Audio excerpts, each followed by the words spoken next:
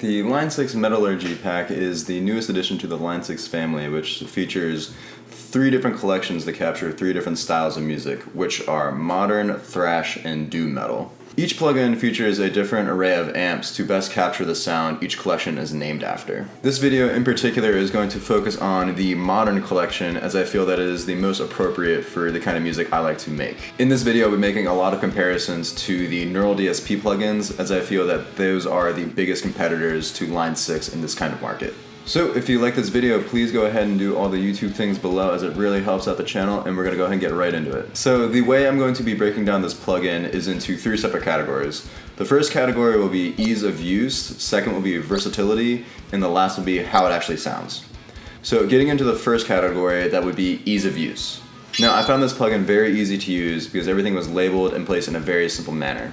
The one thing in particular that I didn't like was how you have to load in IRs, but I'm going to touch more on that later. Now, the way the signal chain is running on this plugin is it has a pre-effects, the amp, the cab, and then post-effects.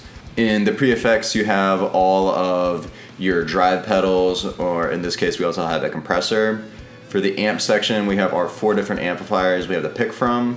The cab section, we have all of our microphones, and then how far we want to set each microphone. And then with our post effects, we have a chorus and then a reverb. And then the presets were also very easy to use. I really like the drop down bar for this. I actually like this a little bit more than the Neural DSP plugins. Each has a folder which is clearly labeled and easy to access. Moving on to the IR issue I was talking about, I didn't like that you couldn't select an IR from the cab section, which I have open right here. You actually have to go up to the settings on the top right and then click your IR library path. This kind of took me a little bit to figure out, and I really didn't like that because in the Neural DSP plugins, you have the option to select the IR straight from your cab section. So that was the one thing in this ease of use section that I didn't particularly care for. I really think that the IRs should be selectable from the cab section. But all in all, the ease of use gets a thumbs up for me. So with the versatility of this amp, we have 4 different amplifiers to pick from. The first is the Archetype, which is modeled after the PRS Archon. The next is the Rev Generator, which is the Rev. The Vitriol over here is modeled after the PV Invective. And then the Badonk is a Line 6 original amp. Now, I wasn't too worried going into this plugin that it would be able to produce metal tones, but in the case of modern metal and versatility, I want it to be able to produce clean tones, crunch tones, a rhythm or gent tone, and then a lead guitar tone. Now this plugin can get all of the aforementioned tones, and they are actually all presets, which is amazing. So starting with the rhythm tone preset I liked, this one was called the Moon Presence and uses the Archetype amp. For the lead guitar tone, I used the preset called the Reverberance. And then for the clean tone, I used the Faux Chorus presets. And then for the crunch, I used the middle position push presets. These were the 4 that I really liked out of all the other presets. Now moving on to the last category, and arguably the most important, and that is how it sounds.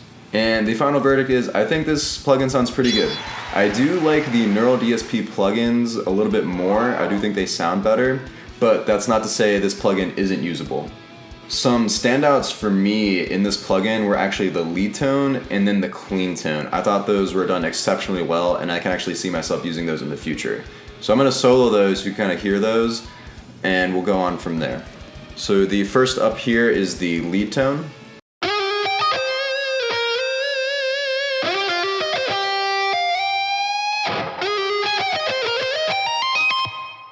I really like the way that one sounded, and I definitely could see myself using that tone in the future.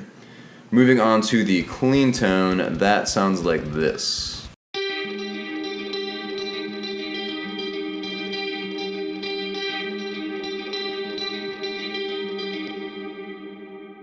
Really big fan of that one, really like the ambience that it kind of brings, and again, probably could use that one on a future project as well. The tones that I didn't particularly care for are the rhythm tones, and this wouldn't really be that big of an issue, but I feel like that a lot of people buying this plugin are going to be using it for that kind of tone. So soloing the rhythm tones, they sound like this. To me, they just sounded a little bit boxy.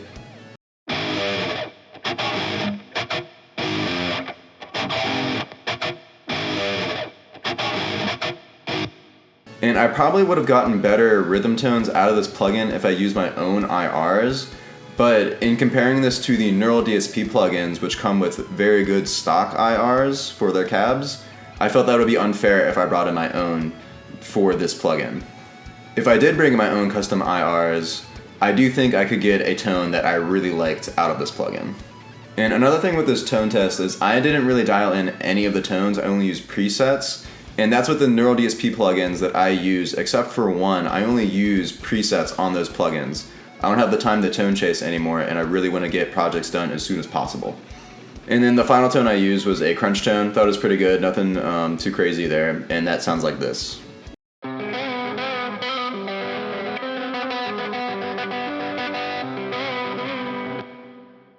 The cool thing about modern kind of bedroom recording is that a lot of these plugins still sound fantastic. If I was forced to use this plugin for the rest of my life, I wouldn't be mad because I can still get usable tones out of it. So I hope you all found this video insightful, and I will catch you on the next one.